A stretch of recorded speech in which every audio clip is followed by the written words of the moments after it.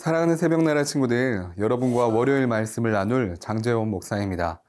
오늘 말씀을 통해 하나님의 마음을 깨닫는 귀한 시간 되기를 바랍니다. 경제학에서는 경기 주기 이론을 통해 경제 성장을 설명합니다. 경제의 호황기를 지나면 다시 내려가며 수축이 되고 침체가 된 다음 회복을 거쳐 그 다음 호황기를 맞으며 이것이 반복되어진다는 것입니다. 우리의 인생도 동일합니다. 때로는 겪게 되는 이별의 아픔, 치열한 경쟁에서의 낙오, 현실에 대한 좌절과 두려움들이 우리를 억누르지만 이것을 이겨내며 계속해서 올라서는 순환을 통해 우리는 살아갑니다. 그렇다면 우리의 신앙 생활은 어떠할까요? 신앙이라는 것은 우리의 능력을 통해 이루어지는 것이 아닙니다. 그것은 우리가 아닌 우리가 믿는 분에게 달려 있습니다. 오늘의 말씀 제목은 상처 간증이 되다입니다. 오늘의 말씀은 요한복음 4장 27절에서 42절입니다. 바로 그때 제자들이 돌아와 예수께서 한 여인과 말씀하시는 것을 보고 놀랐습니다. 그러나 아무도 무엇을 요구하십니까? 왜 저 여인과 말씀하고 계십니까? 라고 묻는 사람이 없었습니다. 여인은 물 항아리를 내버려 둔 채 마을로 돌아가 사람들에게 말했습니다. 와서 내 과거를 모두 말해준 사람을 보십시오. 이분이 그리스도가 아니겠습니까? 사람들이 마을에서 나와 예수께로 나아갔습니다. 한편 제자들은 예수께 청했습니다. 랍비여, 뭘 좀 드십시오. 그러나 예수께서는 그들에게 말씀하셨습니다. 내게는 너희가 알지 못하는 양식이 있다. 그러자 제자들이 서로 수군거렸습니다. 누가 벌써 잡수실 것을 갖다 드렸는가? 예수께서 말씀하셨습니다. 내 양식은 나를 보내신 분의 뜻을 행하고 그분의 일을 완성하는 것이다. 너희는 넉 달이 더 지나야 추수할 때가 된다고 말하지 않느냐? 그러나 나는 너희에게 말한다. 눈을 들어 들판을 보라. 이미 곡식이 익어 추수할 때가 됐다. 추수하는 사람은 이미 삭슬 받았고 이제 영생의 곡식을 거두어 드리고 있다. 그리하여 씨를 뿌린 사람과 추수하는 사람이 함께 기뻐할 것이다. 그러므로 한 사람은 심고 한 사람은 거둔다라는 말이 맞다. 나는 너희를 보내어 너희가 일하지도 않았는데 열매를 거두게 했다. 다른 사람들은 수고했고 너희는 그들이 수고한 결실을 거두게 된 것이다. 그 마을에 사는 많은 사마리아 사람들은 여인이 그분이 내 과거를 모두 말해준 사람이다 라고 증언했기 때문에 예수를 믿었습니다. 그래서 사마리아 사람들은 예수께 나와 그들과 함께 머물 것을 청했습니다. 예수께서는 그곳에 이틀 동안 머무르셨습니다. 그래서 더 많은 사람들이 예수의 말씀을 듣고서 믿게 됐습니다. 사람들이 여인에게 말했습니다. 이제 우리가 믿는 것은 당신의 말 때문에 믿는 것이 아니오. 우리가 그 말씀을 직접 듣고 보니 이분이 참으로 세상의 구주이심을 알게 됐소. 사마리아 여인은 몰래 물을 뜨기 위해 우물가에 나온 여인이었습니다. 이후 예수님께서 그녀에게 찾아오셨을 때 그녀의 인생은 서서히 바뀌고 있었습니다. 남편을 5명이나 두었었고 지금은 1명만 남아있는 처절한 인생을 살아가고 있었지만 이러한 좌절이 예수님을 만났을 때에 오히려 놀라운 기회가 되는 역사를 보게 됩니다. 28절로 29절 말씀입니다. 여인은 물 항아리를 내버려 둔 채 마을로 돌아가 사람들에게 말했습니다. 와서 내 과거를 모두 말해준 사람을 보십시오. 이분이 그리스도가 아니겠습니까? 여인은 예수님과의 만남 이후에 이전에 느끼지 못한 또 다른 욕구를 느끼게 됩니다. 물 항아리를 내버려 둔 채 사람들을 만나기 위해 마을로 돌아간 것입니다. 그녀는 사람들을 피해 다니던 죄 많은 소문난 여인이었습니다. 그런 그녀가 항아리도 내버려 둔 채 사람들에게 이렇게 이야기를 하는 것입니다. 내 과거를 모두 말해준 사람, 그리스도가 아니겠습니까?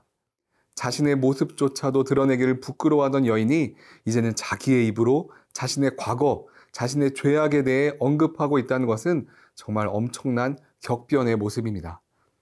자신의 죄악마저도 부끄럽지 않게 고백하고 있는 그 이유, 구원자 되시는 예수님을 만났기 때문입니다. 예수님을 만났다는 것은 그녀의 삶이 구원을 받았다는 것과 동일한 의미입니다. 이전에는 사람들을 피하고 현실에 급급해서 살아가는 것이 해결책이었다면 이제는 예수님을 만나 근본적인 해결책을 찾아낸 것입니다. 그 결과는 무엇이었을까요? 사람들은 그녀를 더욱 놀리며 질타했을까요? 30절 말씀입니다. 사람들이 마을에서 나와 예수께로 나아갔습니다. 놀라운 일이 일어납니다. 마을에 소문난 죄인 이 여인이 이러한 고백을 하자 사람들이 예수님께 나아간 것입니다. 사람들은 그녀의 눈빛을 보았을 것입니다. 그녀의 자신감에 찬 목소리를 들었을 것입니다. 그녀는 예수님을 만나 완전히 변화되었습니다. 그리고 그런 그녀를 바라보며 사람들은 그녀를 이상히 여기는 것이 아니라 곧바로 예수님께로 나아갔습니다.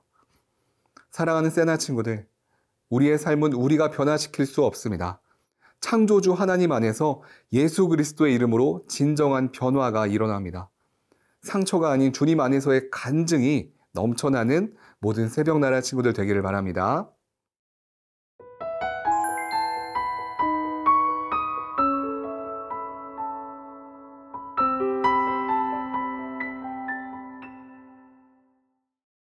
이후 예수님의 제자들이 돌아옵니다. 31절, 32절 말씀입니다. 한편 제자들은 예수께 청했습니다. 랍비여, 뭘 좀 드십시오. 그러나 예수께서는 그들에게 말씀하셨습니다. 내게는 너희가 알지 못하는 양식이 있다. 제자들은 예수님께서 식사를 하지 못하신 것 같아 식사를 권유해 드렸습니다. 그러나 예수님께서는 자신에게 너희가 알지 못하는 양식이 있다고 말씀을 전하십니다. 여기서의 양식은 실제로 먹는 양식이 아닙니다. 예수님은 하나님의 뜻을 행하여 그 뜻을 온전히 이루는 것을 자신의 양식이라고 말씀하고 계신 것입니다. 영적인 만족은 육체의 필요를 아무리 채워도 결코 채워질 수 없습니다. 주님은 하나님께로 돌아온 한 영혼으로 인해 영적으로 만족해 하셨습니다. 예수님을 믿는 우리는 이렇게 하나님의 뜻에 따라 행함으로 진정한 영적인 만족을 누려야 합니다. 세상 사람들처럼 잘 살면서 오는 만족이 아닌 하나님의 뜻을 이룸으로 살아가는 만족이 필요합니다. 41절 말씀입니다. 그래서 더 많은 사람들이 예수의 말씀을 듣고서 믿게 됐습니다. 우물가의 여인을 통해 예수님께 나온 사람들의 고백입니다. 참 감사하게도 이들 역시 예수님을 믿게 되었습니다. 중요한 것은 이들의 믿음이 우물가의 여인을 봄으로써 끝나지 않았다는 것입니다. 이들 역시도 이들 각자가 만난 예수님을 통해 신앙이 생겨난 것입니다. 우리는 부모님이나 선생님 혹은 친구를 만나 그의 신앙을 보고 배우기도 합니다. 그러나 우리가 진정으로 만나야 할 분은 바로 예수님입니다. 그 누구의 예수님이 아닌 나의 예수님을 고백하며 주님을 통해 나의 죄가 씻겨지고 성령의 능력으로 새롭게 거듭나는 놀라운 역사를 경험할 수 있습니다. 그저 남들처럼 살아가는 그러한 신앙인의 삶이 아닌 내가 직접 예수님을 만나 예수님을 온전히 찬양하며 예배하는 삶을 살아갈 수 있습니다. 주님은 변화된 우리의 삶을 주님의 양식이라고 말씀하십니다. 사랑하는 새벽나라 친구들, 예수님을 만나 변화된 우물가의 여인처럼 그녀를 바라보고 찾아간 예수님을 통해 또 변화된 마을 사람들처럼 주님은 우리를 기다리고 계십니다.